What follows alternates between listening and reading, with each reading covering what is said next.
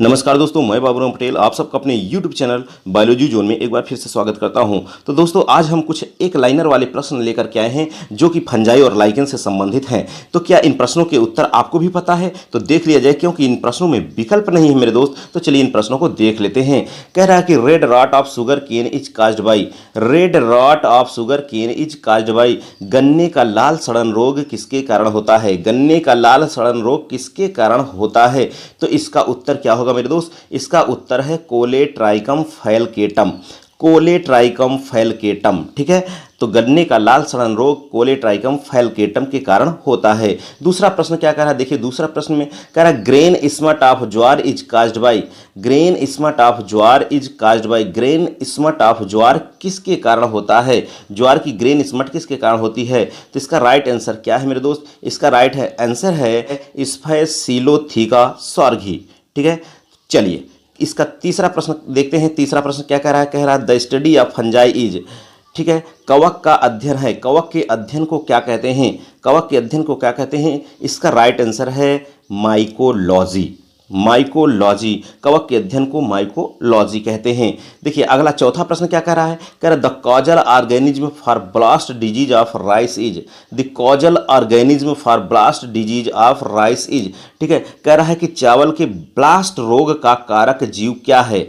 चावल के ब्लास्ट रोग का कारक जीव क्या है, ऐसा कह रहा है। तो इसका आंसर क्या है मेरे दोस्त? इसका आंसर है पायरिकुलेरिया ओराइजी, पायरिकुलेरिया ओराइजी। ठीक है, पायरिकुलेरिया ओराइजी। चलिए अगला प्रश्न क्या कह रहा है मेरे दोस्त? देखिए 5 नंबर का क्वेश्चन कह रहा है द रिजर्व फूड इज, अब स्थान दे रखा है, कह रहा है इन फंजाई, अर्थात इसका मतलब कह रहा है यहाँ पर ध्यान दीजिए, कह रहा है कि संचित भोज्य पदार्थ कवक में होता है। यानी इस कवक में कौन सा संचित भोज्य पदार्थ होता है, भोज्य के रूप में संचित कौन होता है, ऐसा कह रहा है। तो इसका राइट आंसर है ग्लाइकोजन। ठीक है, ग्लाइकोजन, यानी कवक में ग्लाइकोजन संचित भोज्य पदार्थ होता है। अब कह रहा है 6 नंबर में, कह रहा mycelium is absent in, mycelium absent इन, कह रहा माइसीलियम किस में अनुपस्थित होता है? माइसीलियम किस में अनुपस्थित होता है? तो यह इसका राइट आंसर है सैकेरोमाइसीज, सैकेरोमाइसीज में माइसीलियम अब्सेंट होता है। चलिए प्रश्न नंबर हम 7 की बात करते हैं।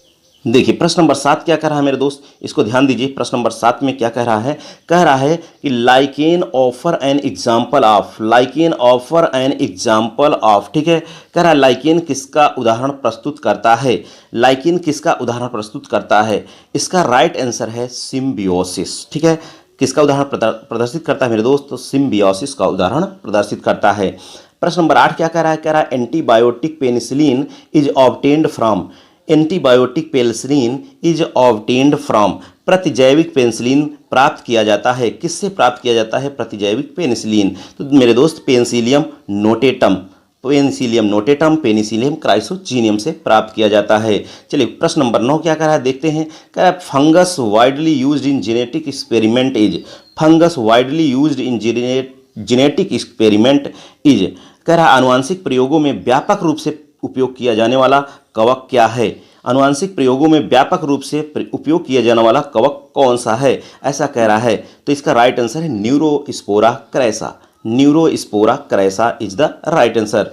अगला कह रहा है, अब यहाँ डॉट छोड़ दिया है कि यहाँ क्या होगा, is employed in baking industry, is employed in baking industry, कह रहा है बेकिंग उद्योग में कार्यरत है। बेकिंग उद्योग में किसकी जरूरत पड़ती है, ऐसा कह रहा है, कौन यूज होता है? तो इसका राइट आंसर है Saccharomyces cerevisiae, Saccharomyces cerevisiae is employed in baking industry. चलिए क्वेश्चन नंबर 11 क्या कह रहा है? कह रहा है fungi, fungi which develop on dung is, ठीक है, fungi which develop on dung is, कह रहा है गोबर पर विकसित होने वाला कवक कौन है?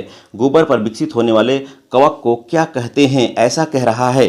ठीक है, गोबर पर विकसित होने वाले कवक है तो इस कहलाता है कार्पोफिलस फंजाई, कार्पोफिलस फंजाई। ठीक है, अगला प्रश्न कह रहा है बोर्डियक्स मिक्सचर इज अ, बोर्डियक्स मिक्सचर एक है, क्या है बोर्डियक्स मिक्सचर, ऐसा कह रहा है। तो Bordeaux mixture is a fungicide, Bordeaux mixture एक फंगीसाइड है। चलिए क्वेश्चन नंबर 13 की बात करते हैं। देखिए 13 नंबर में कह रहा है मेरे दोस्त, कह रहा है dot dot is the stain used for fungi, is the stain used for fungi, कवक के लिए उपयोग किया जाने वाला दाग है।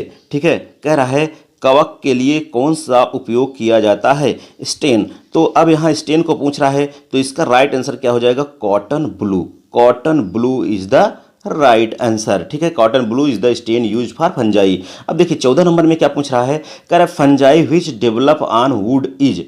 Fungi which develop on wood is. ठीक है, कह रहा है लकड़ी पर विकसित होने वाला कवक है। लकड़ी पर विकसित होने वाले कवक को क्या कहते हैं? ऐसा कह रहा है। तो इसका राइट आंसर है इपीजाइलिक फंजाई।